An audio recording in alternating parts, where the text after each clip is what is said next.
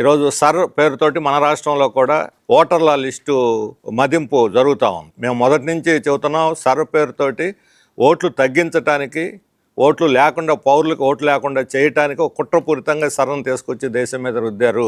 ఇది సాధారణ ఎక్సర్సైజ్ కాదు, ఓట్లు తెలుగింపు ఎక్సర్సైజ్ అని మేము చెబుతున్నాం. ఇప్పుడు మన రాష్ట్రంలో అది ప్రూవ్ అవుతుంది. చివరికి ఎంతగా అంటే అధికార పార్టీగా ఉన్న తెలుగుదేశం, ప్రధాన ప్రతిపక్షంగా ఉన్న వైఎస్ఆర్ కూడా ఓట్లు తొలగించబాకండి, ఏదైనా ఇబ్బంది వస్తే మీరే వాళ్ళ ఇళ్ళకెళ్ళి 1-2 సార్లు వెరిఫై చేసుకొని ఓటు పునరుద్ధరించండి, ఏ ఒక్కళ్ళకి ఓటు తీసేయొద్దని వాళ్ళు కూడా పోయి విజ్ఞప్తి చేయాల్సినటువంటి ఒక పరిస్థితి మన రాష్ట్రంలో ఈరోజు వచ్చింది. మొదటి లిస్టులో 2002తో సరిపోవడం లేదు, అప్పుడు వాళ్ళు లేరని 44 లక్షల మందిని తొలగించారు. అందులో 15 లక్షల మంది చనిపోయారు. మిగతా దాదాపు 30 లక్షల మంది, అందులో 24 లక్షల మంది వలసపోయినటువంటి, అంటే వలసపోయిన వాళ్ళు అంటే అంతా పేదవాళ్ళు, వీళ్ళ ఓట్లేక ఇవ్వరు వాళ్ళు.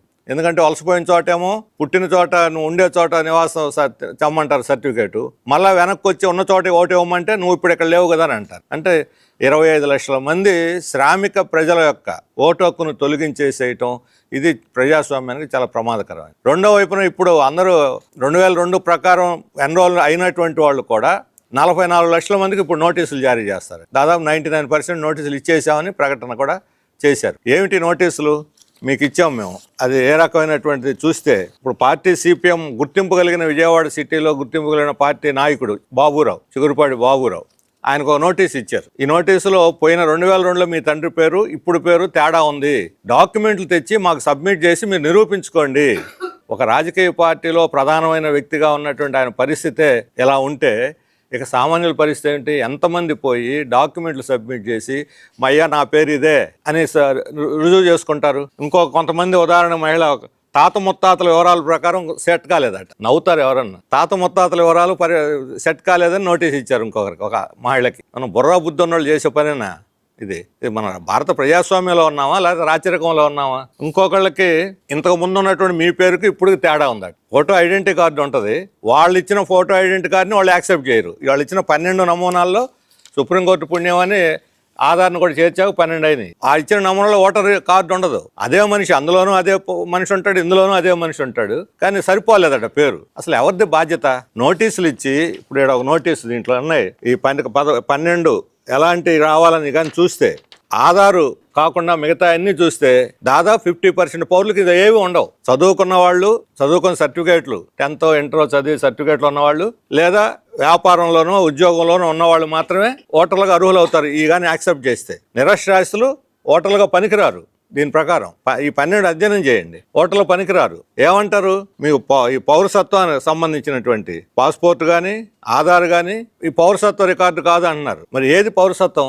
భారత రాజ్యాంగం ప్రకారం 326 ఆర్టికల్ ప్రకారం ప్రతి పౌరుడు ఓటరే. వయోజన ఓటింగ్ హక్కు, వాళ్ళ కులం, మతం, ప్రాంతం, లింగం, ఒక వయసే అర్హత. 18 సంవత్సరాలు దాటి ఉండాలి. ఆ రోజు 21 అన్నారు, తర్వాత 18 తగ్గించారు. వయసు ఉంటే సరిపోతుంది. భారత పౌరులు 1987కు ముందు ఈ దేశంలో పుట్టిన ప్రతి ఒక్కళ్ళు, వాళ్ళు ఎవరు నిరూపించుకోవాల్సిన అవసరం లేదు. దేశంలో పుట్టిన వాళ్ళు, మేము పౌరులు నిరూపించుకోవాల్సిన అవసరం, పౌరులందరూ ఆటోమేటిక్గా ఓటర్లు అవుతారు. ఇప్పుడు ఏమంటున్నారు? ఓటరు అయినా కూడా పౌరసత్వం కాదంటున్నారు. మరి ఎవరు నిర్ణయించాలి? అధికారులను లేదా ప్రధానమంత్రి నిర్ణయిస్తాడా నువ్వు పౌరుడో కాదో? ఇప్పుడు ఓటర్ కాకపోతే పౌరుడు కాదన్నమాట.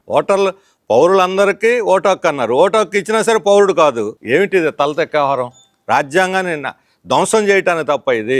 అంటే అధికార పార్టీ నిర్ణయిస్తుంది, ఓటర్ అంటే ఓటరు, లేకపోతే లేదు. అందుకని ఎన్నికల కమిషన్ ఈరోజు రాజ్యాంగ విరుద్ధంగా, నిరంకుశంగా వ్యవహరిస్తుంది. ఎన్నికల కమిషన్కి అసలు అర్హత లేదు. ఎన్నికల కమిషన్గా ఉండే అర్హత లేదు వీళ్ళకి. ఓట్లు తగ్గించి పౌరుల హక్కులను హరించేదానికి, పౌరులకు హక్కులను కాపాడి వాళ్ళ ఓటరు చేర్చి వాళ్లే వచ్చి చేర్చుకొని వాళ్ళు ఓటేసే విధంగా ప్రోత్సహించాల్సినటువంటి ఎన్నికల కమిషను ఓట్లు తీసేద్దాం ఎలా?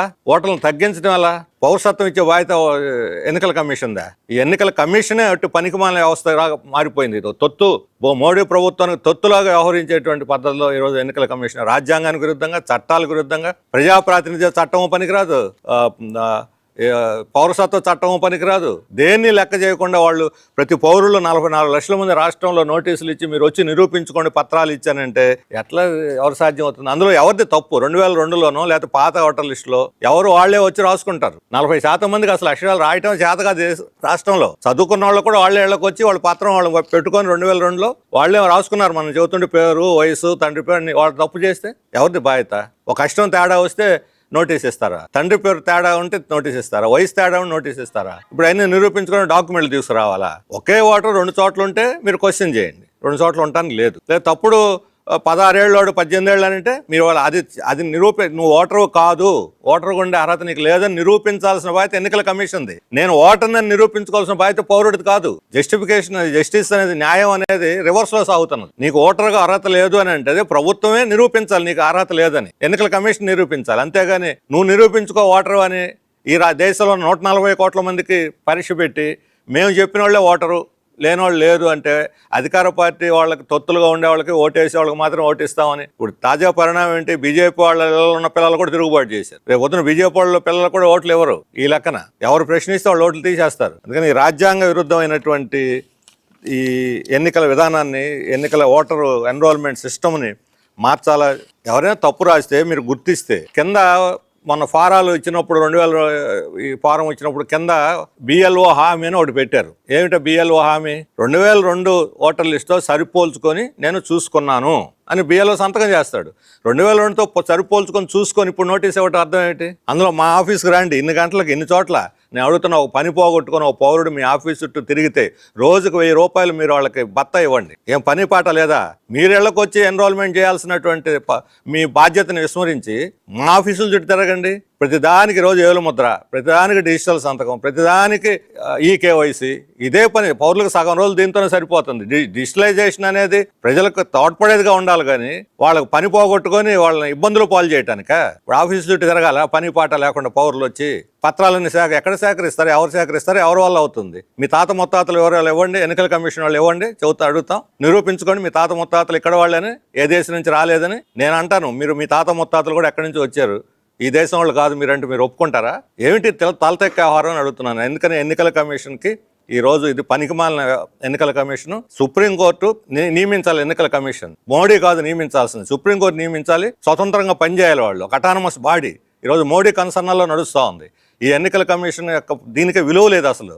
అందుకని ప్రజలు, అన్ని రాజకీయ పార్టీలు దీని మీద ఆలోచించాలి. ప్రజలకున్న హక్కును హరిస్తాము, నిరంకుశత్వాన్ని రుద్దుతామంటే మాత్రం దాన్ని అంగీకరించవద్దు అని చెప్పి కోరుతున్నాను.